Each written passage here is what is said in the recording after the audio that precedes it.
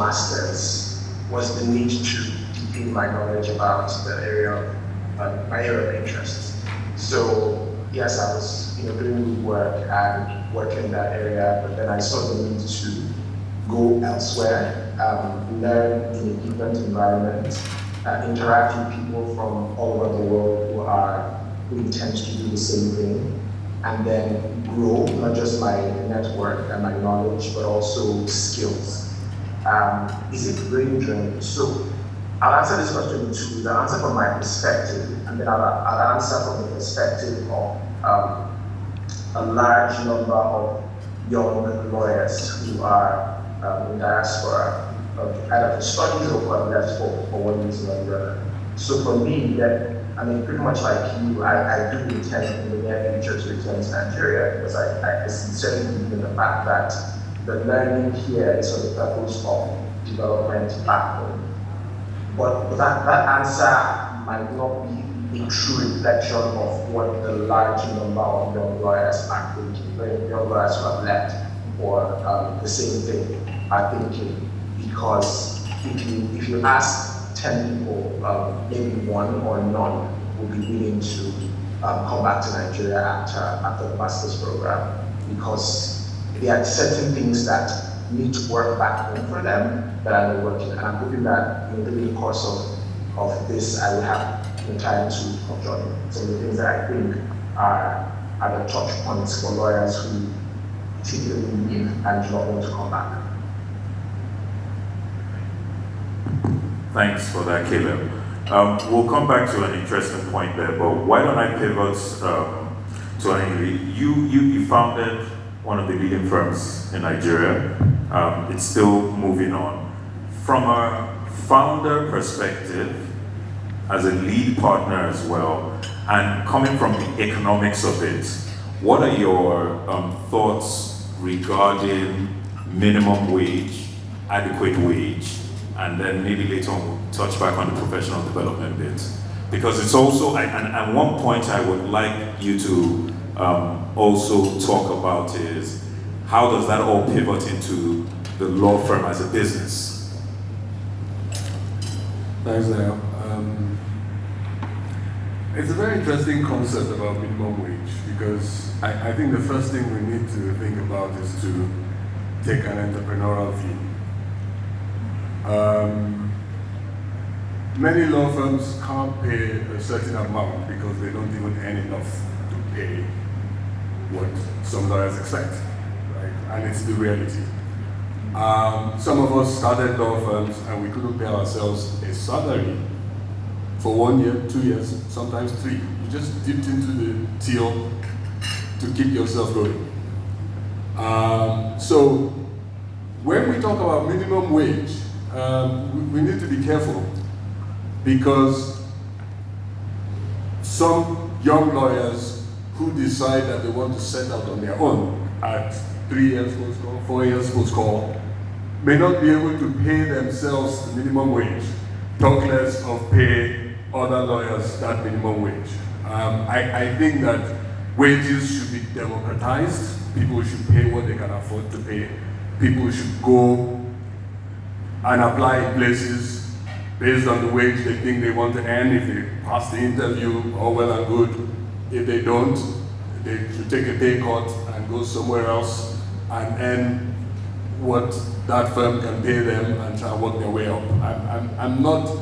I think that minimum wage is not entrepreneurial. That's just my own take about it.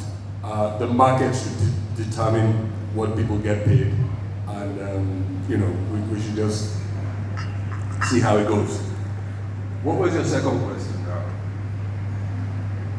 I think you answered it. It was tying it into running the law firm as a business as well. And I think you addressed that with the entrepreneurial and the fact. And I think you made an important point as well, which is why I like that you founded a firm, and it's something I'll talk about with Mayo as well. You need to look at the bottom line. Can you afford to pay that?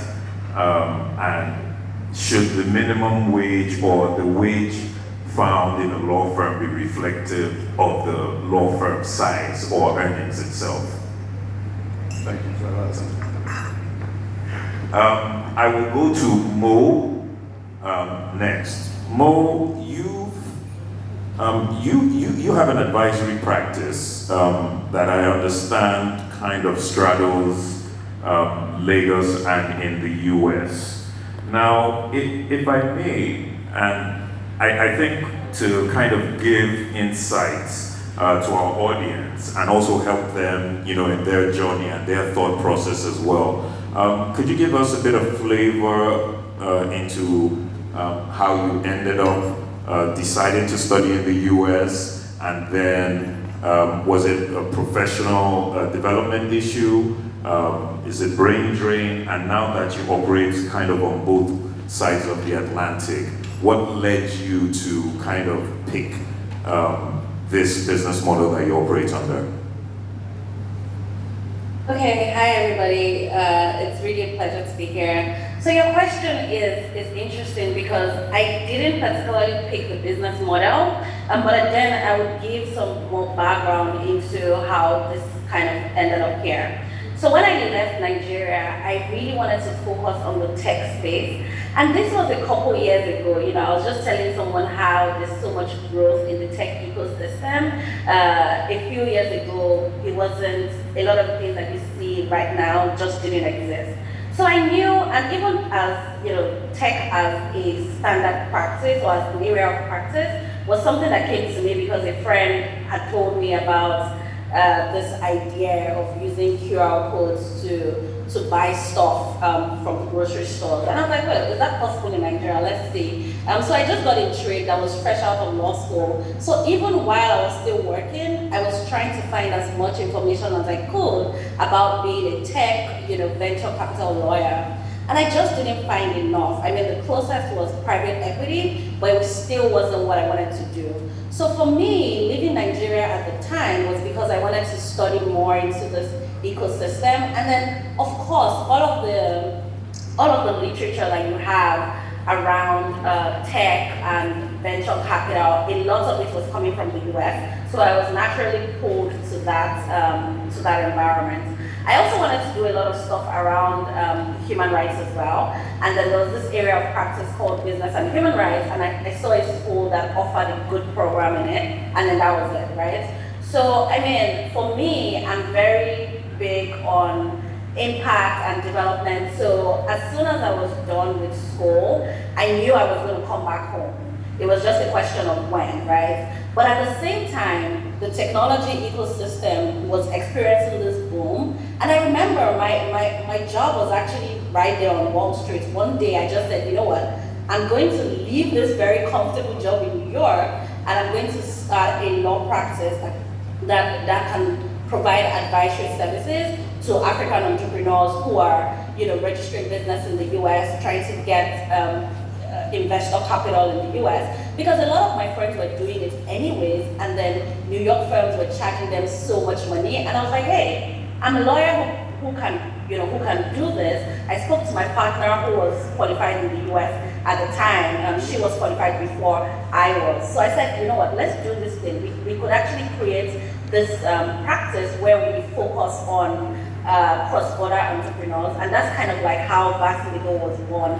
So we've kind of followed the flow in terms of how the tech industry has grown. So right now, you do have a lot of Africans in the diaspora investing back home. You have a lot of startups in Nigeria who are expanding to the US, and then our clientele kind of sits, within that demographic. So that's kind of like how we operate. So out of necessity, we have to work with lawyers in Nigeria, and then we work with lawyers in the US. So in a way, we actually operate two different firms with one name, of course.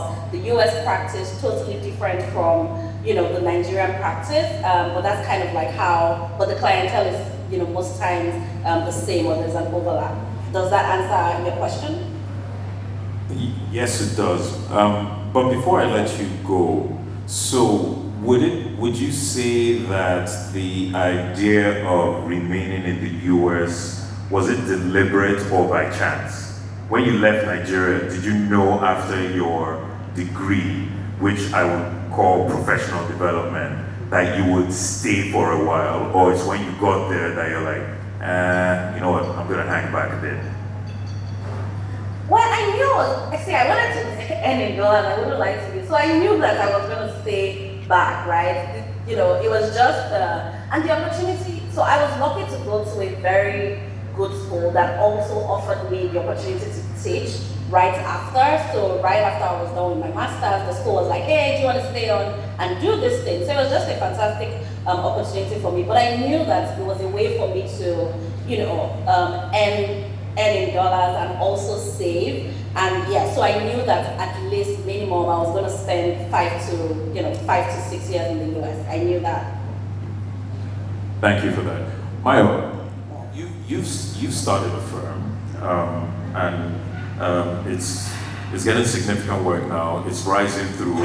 How do you manage the wage as opposed to young lawyers wanting to professionally develop?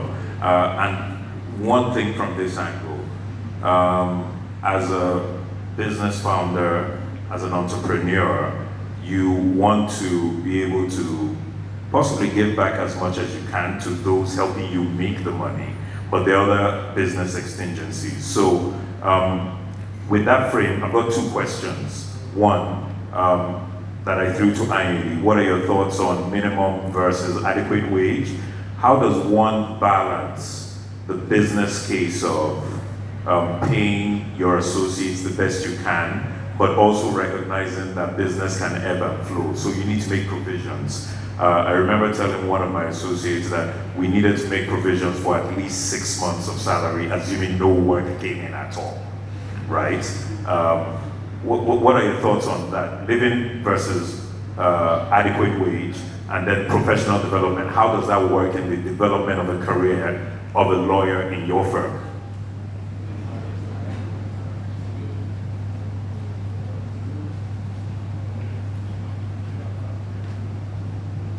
Thanks, hi everyone. The issue of the minimum wage thing and what you call a living wage is something that has been a recurring theme. It's not just a Nigerian thing. To answer your question specifically, my firm's policy on wages is basically sustainability. I usually tell the young lawyers when they come in that essentially we can't really pay you what you really think you're worth. We have to be realistic with our expectations. The firm sets a wage scale that is based on what we think is sustainable. Now, you could have a good year, you could have a good half year, you could have a good quarter. We would then ensure that we put what you get in the bonuses. Now, that way we can pace ourselves. Now, the whole essence is that, God forbid that we have a situation where it's end of month and we can't pay your salaries. Now, the expectations are always high. You would always have different stories about what your competitors are doing. I run a mid-sized law firm. By that, I put it in context. We have 9 lawyers or 10 lawyers at any given time. Now, we continually have to plan to ensure that we're not in a situation where we can't pay the wages. It's never happened, and I tell them it's not magic. It's not magic, it's not rocket science. It's just basically ensuring that the scale is sustainable. Now, how do you ensure that they don't feel like, oh, they're paying better out there? What we do is that we then say, okay, guess what? We would do what you call a bonus on a quarterly basis or on a half-yearly basis. That way, if we've had a good run, based on your performance and on the skills and indices that we put in place, you will get a percentage that is commensurate. That way, there's something to always fall back on. Now, the concept of what is a minimum wage and what is a living wage is always subjective. Now, my family is on the island. You certainly, in applying for work, we would look at where you live. If, for example, you live in a really far place, we would ask you, would you consider moving? Because it's basically not sustainable if you're coming from Abuleba or somewhere in Yambaja to the island.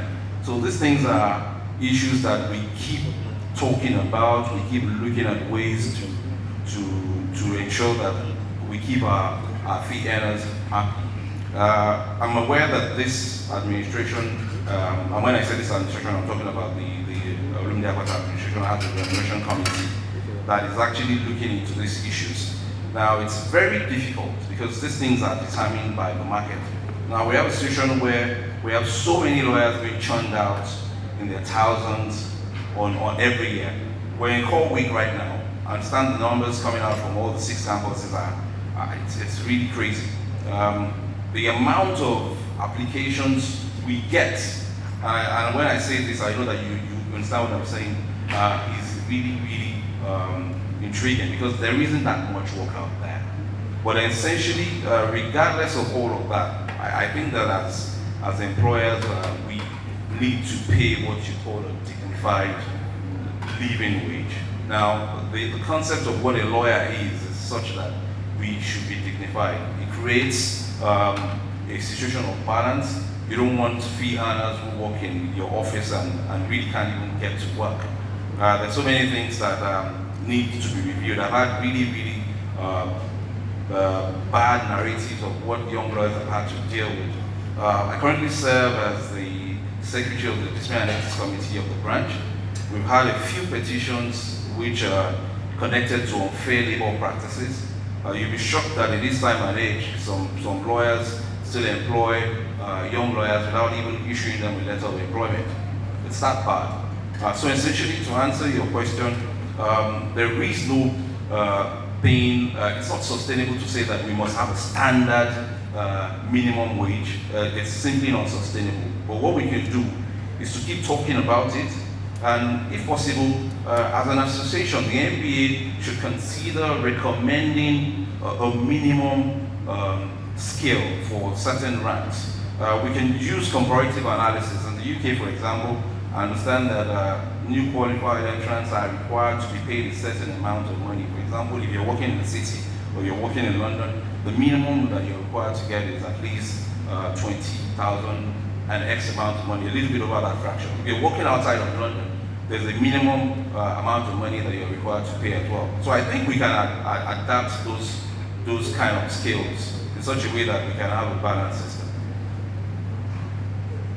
Thank you. And you actually made a good point, an interesting one regarding remuneration. So there's a current remuneration war going on in the UK now. London city law firms are all increasing their salary post-pandemic. And then you have a situation of a firm that has a London office. They're newly qualified, get $100,000 in London, but those in Birmingham get 60,000. So it also goes to cost of living as well. But you made an interesting point that I'd like to drill back on. So I'm going back to you, Maiwa. I understand that because I sit on our firm's recruitment committee, right? So you want to ensure that your colleagues or your potential colleagues are not spending endless hours in traffic getting to work or getting home after a long day.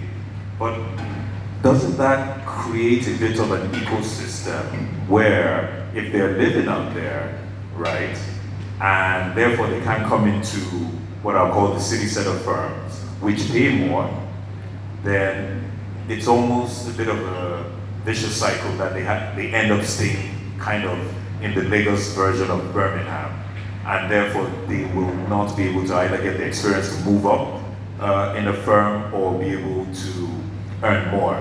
What are your thoughts on that?